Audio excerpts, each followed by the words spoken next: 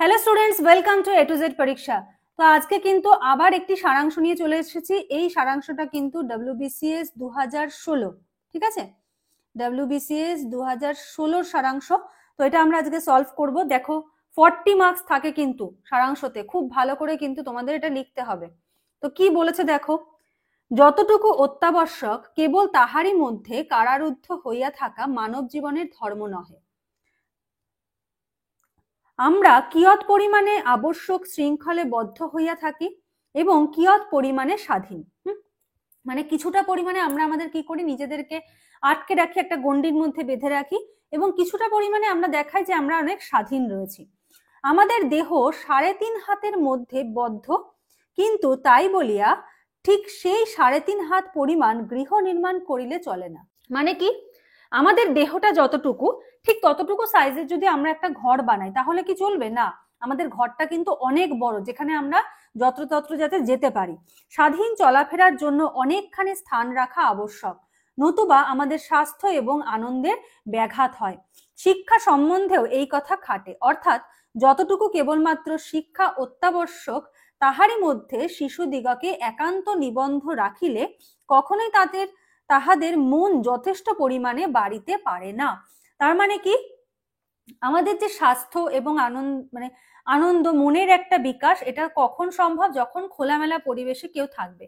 আবার একটা শিশুর ক্ষেত্রে তার জন্য যে যতটুকু শিক্ষা, আমরা যদি ততটুকুর মধ্যেই তাকে বেঁধে রাখি, বাইরের পরিবেশ সম্বন্ধে কোনো জ্ঞান না দিই, তাকে বাইরের পরিবেশে মিশতে না দিই, ঠিক আছে, তাহলে কি হবে? তার মনও কিন্তু যথেষ্ট পরিমাণে যে বেড়ে ওঠা মানসিক বিকাশ, সেটা কিন্তু হবে না। অত্যাবশ্যক শিক্ষার সহিত স্বাধীন পাঠ না শিখাইলে ছেলে ভালো করিয়া মানুষ হইতে পারে না। বয়ঃপ্রাপ্ত হইলেও বুদ্ধিবৃত্তি সম্বন্ধে সে অনেকটা পরিমাণে বালক থাকিয়াই যায়। হ্যাঁ, যখন বয়স বেড়ে ওঠে তখন ধরো কোনো একটা পরিস্থিতিতে সে কিভাবে সেই সিচুয়েশনটাকে হ্যান্ডেল করবে, কিভাবে কোথাও গিয়ে কোনো লোকের সঙ্গে কথা বলবে, অচেনা কোথাও গিয়ে কিভাবে সে মানুষজনের সঙ্গে মিশবে, এই ব্যাপারগুলো কি হয়?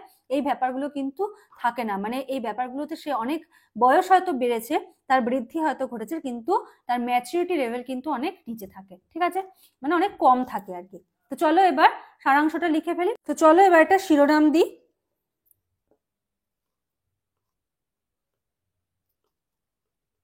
শিক্ষার স্বাধীনতা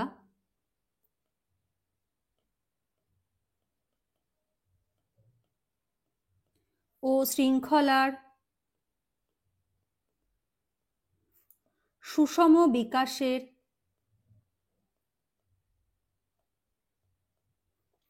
অপরিহার্যতা।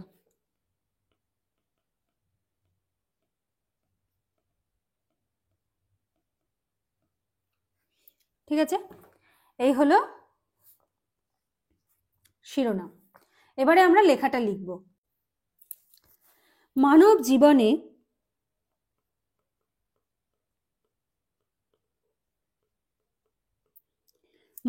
জীবনে স্বাধীনতা ও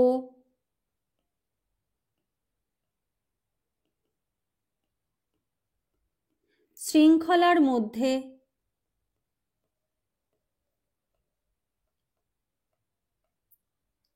সঠিক সামঞ্জস্য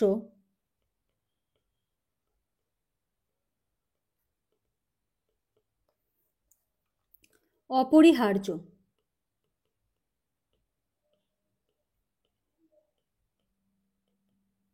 দাঁড়ি শিক্ষার্থীদের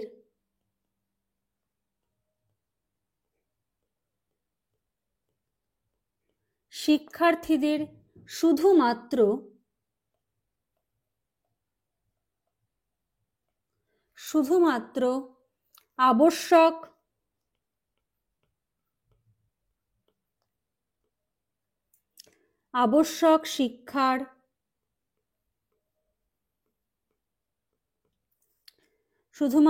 আবশ্যক শিক্ষার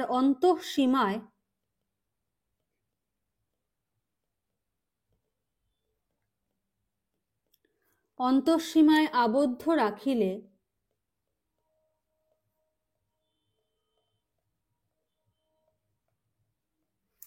আবদ্ধ রাখিলে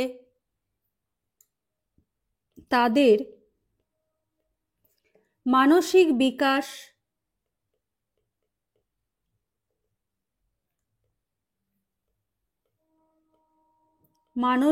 বিকাশ স্তব্ধপ্রায়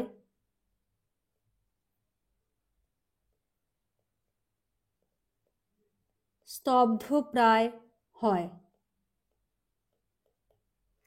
অতএব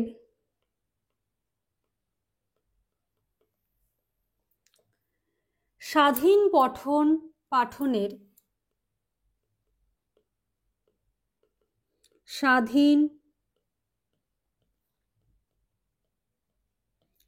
পঠন পাঠনের সুযোগ প্রদানে ব্যর্থ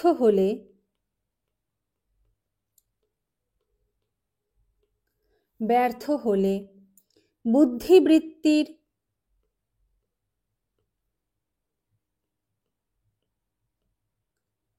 বুদ্ধিবৃত্তির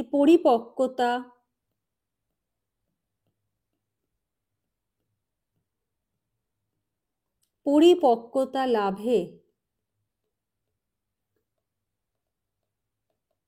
তারা চিরকাল